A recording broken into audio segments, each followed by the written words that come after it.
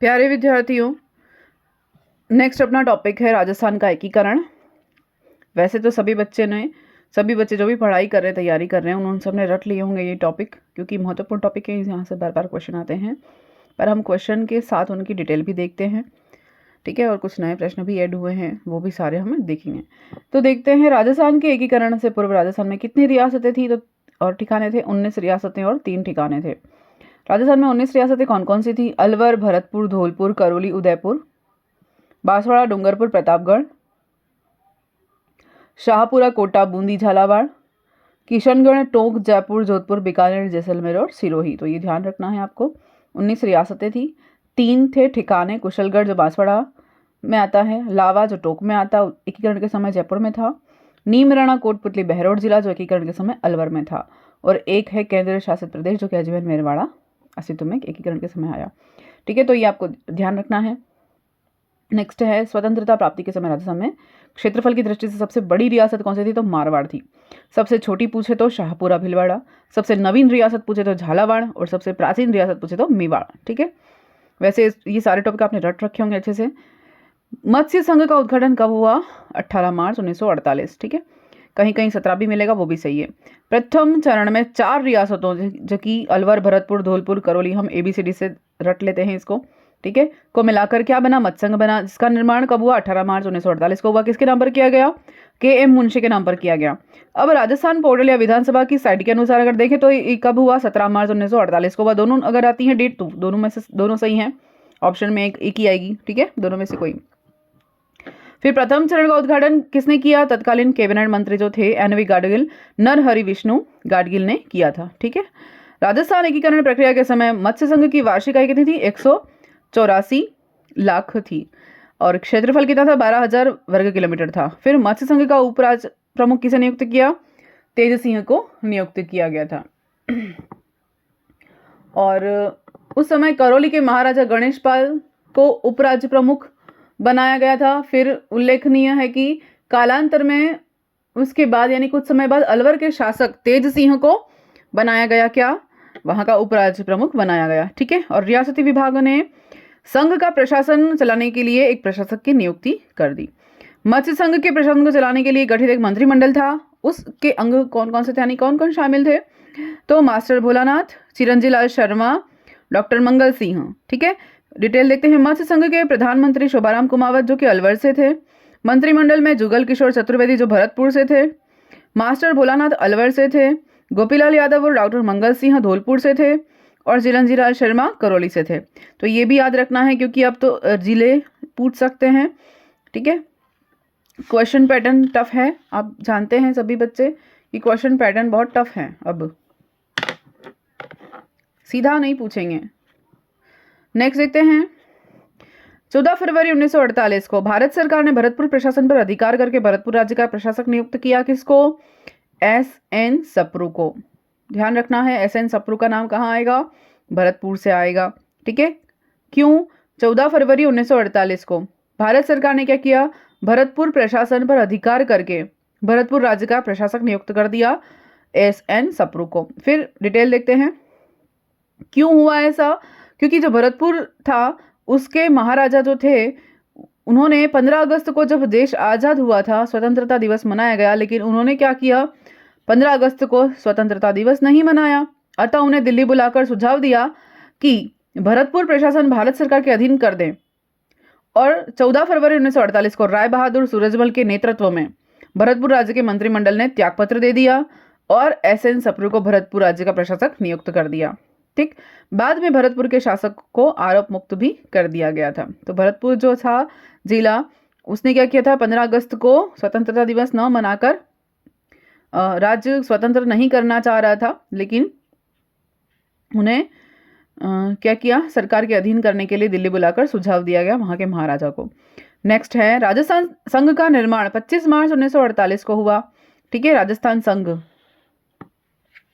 की बात हो रही है, और इसके राज प्रमुख कौन थे? महाराव कोटा के जो थे भीम सिंह, ठीक है। महाराव कोटा जो हैं वो भीम सिंह हैं, और ये कब हुआ? ये द्वितीय चरण में। द्वितीय चरण में 9 रियासतों कौन कौन सी ये याद रखनी पड़ेंगी अब तो। कोटा, बूंदी, झालावाड़, बांसवाड़ा, टोंक, प्रतापगढ़, डूंगरपुर, शाहपुरा, ये 9 हो गई।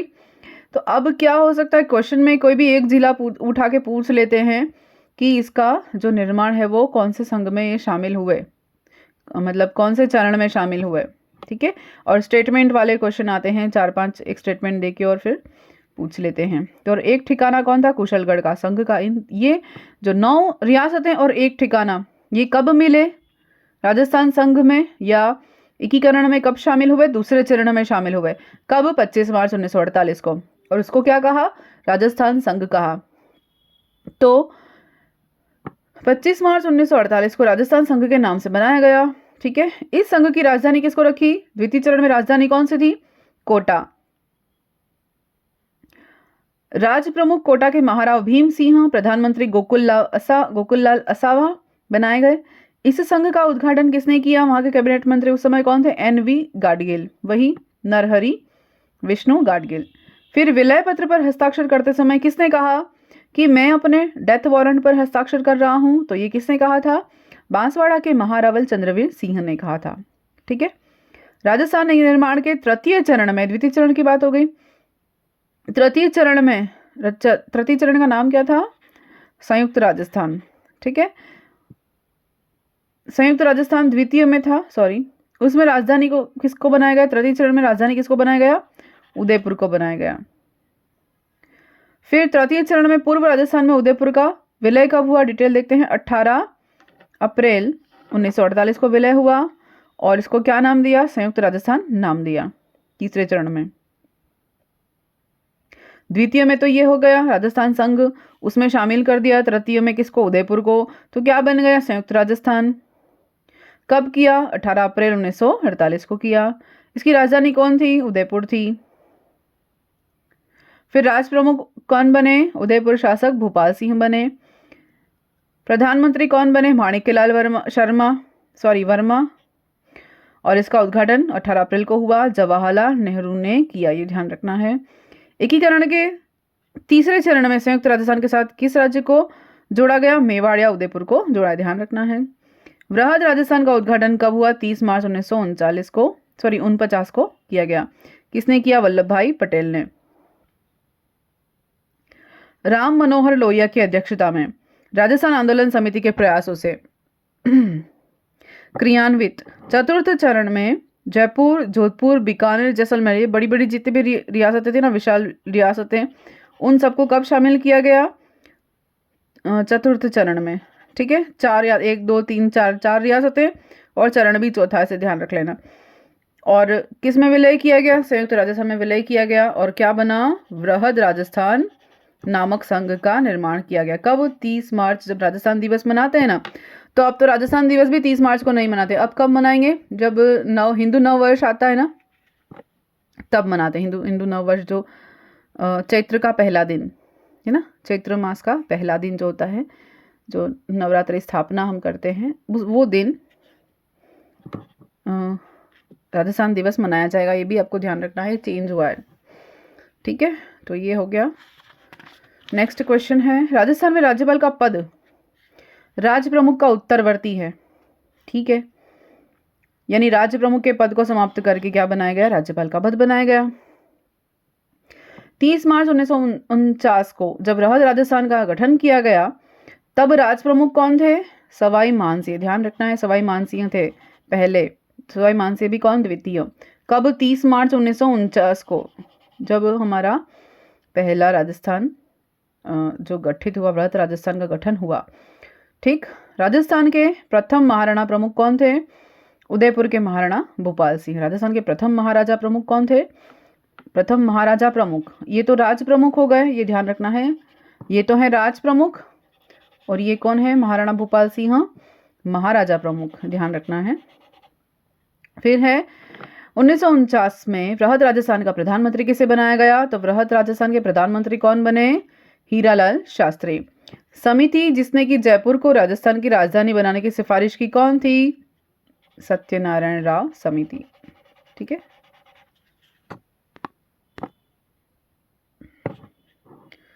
फिर है उस तिथि का चयन कीजिए जब बीकानेर शाही राज्य औपचारिक रूप से संयुक्त राजस्थान प्रदेश में सम्मिलित हो गया।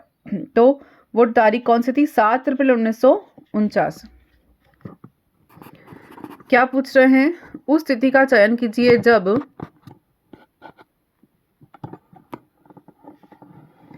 जब बीकानेर शाही राज्य औपचारिक रूप से संयुक्त राजस्थान में आ गया। तो कब आया बीकानेर संयुक्त राजस्थान में? 7 अप्रैल 1939 को, 49 को, सॉरी ये 49 बार 49। 7 अप्रैल 1949 को हीरालाल शास्त्री ने मुख्यमंत्री की शपथ ली। ठीक है, ये डेट ये ध्यान रखना है, हीरालाल शास्त्री ने मुख्यमंत्री की शपथ कब ली थी।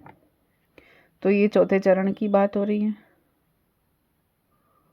अपने मंत्रिमंडल का गठन किया जिसमें बीकानेर ने रघुवर दयाल गोयल को सम्मिलित किया। किसको?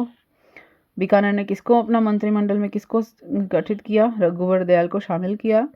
19 जुलाई 1949 को केंद्रीय सरकार के आदेश पर लावा चीफ शिप को जयपुर में शामिल कर दिया। लावा को भी शामिल कर दिया था जयपुर में। ठीक है, अभी पढ़ा था ना अपन ने एकीकरण के पहले, तो वो जयपुर में था, बाद में वो टोक में आ गया। जब मत्स्य संघ का वृहद राजस्थान में विलय हुआ, कौन? मत्स्य संघ वृहद राजस्थान में विलय हुआ, तब निम्न में से राजस्थान के मुख्यमंत्री कौन थे? तब कौन थे? हीरालाल शास्त्री थे। तो इसका एक चार्ट भी हम देख लेंगे शॉर्ट में पूरा। पी सत्यनारायण राव समिति के संदर्भ में कौन सही कथन नहीं है? तो सही कथन नहीं है वो कौन सा है? कि पी सत्यनारायण राव समिति ने कृषि विभाग का मुख्यालय उदयपुर रखे जाने की सिफारिश की। तो ये कथन गलत है। उदयपुर नहीं, कहाँ पर? भरतपुर रखे जाने की सिफारिश की। तो ये सही है कथन। सही कथन क्या है? पी सत्यनारायण राव समिति ने कृषि विभाग का मुख्यालय कहाँ? भरतपुर में रखे जाने की सिफारिश की थी। फिर है राजस्थान के एकीकरण के समय स्थापित सरकारी कार्यालयों के साथ चौथे चरण में 5 विभाग स्थापित किए गए। कौन कौन से? शिक्षा का विभाग बीकानेर में, न्याय का विभाग जोधपुर में, वन सहकारी विभाग कोटा में, कृषि विभाग भरतपुर और खनिज विभाग कहाँ पर? उदयपुर में। तो ध्यान रखना है। चौथे चरण में 5 विभाग भी स्थापित किए गए। शिक्षा बीकानेर में, न्याय जोधपुर में, वन कोटा में, कृषि भरतपुर में, खनिज उदयपुर में। ठीक है। मत्स्य संघ का राजस्थान में विलय हुआ कब हुआ? 15 मई 1949 को। डिटेल है। पंचम चरण के अंतर्गत वृहद राजस्थान में 15 मई 1949 को मत्स्य संघ मिला और नीमराणा ठिकाने का विलय कर दिया गया। देखो 3 ठिकानों में से एक लावा तो पहले ही मिल गया था, 19 जुलाई को मिल गया था। ठीक है। फिर 15 मई को कौन मिला? नीमराणा। और इसका नाम क्या रख दिया? वृहद, संयुक्त वृहद राजस्थान कर दिया गया था। और उस समय प्रधानमंत्री कौन थे? हीरालाल शास्त्री थे। नेक्स्ट देखते हैं।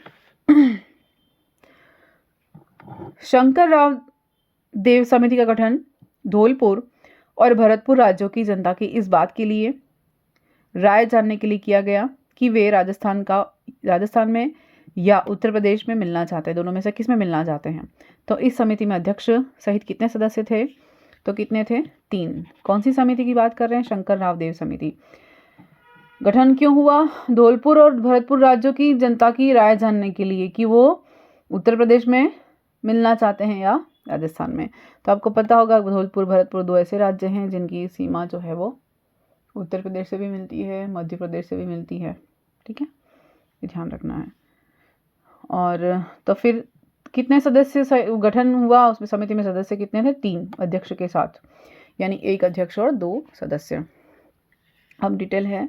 पंचम चरण के अंतर्गत एक जटिल समस्या यह थी कि अलवर करौली राज्य में विलय हुआ, जबकि धौलपुर भरतपुर रियासत उत्तर प्रदेश में मिलने की उनकी इच्छा थी कि वो उत्तर प्रदेश में मिले। ठीक है, जिसके समाधान हेतु एक समिति का गठन किया गया कि क्या किया जाए, धौलपुर और भरतपुर को उत्तर प्रदेश में दे दें कि राजस्थान में रहने दें। तो उसके लिए एक शंकर राव देव समिति का गठन हुआ, जिसमें शंकर देव राय तो खुद अध्यक्ष थे और 2 सदस्य में पहला कौन था? प्रभु दयाल, और दूसरे थे R.K. सिद्धावा। ये दोनों का नाम याद रखना है।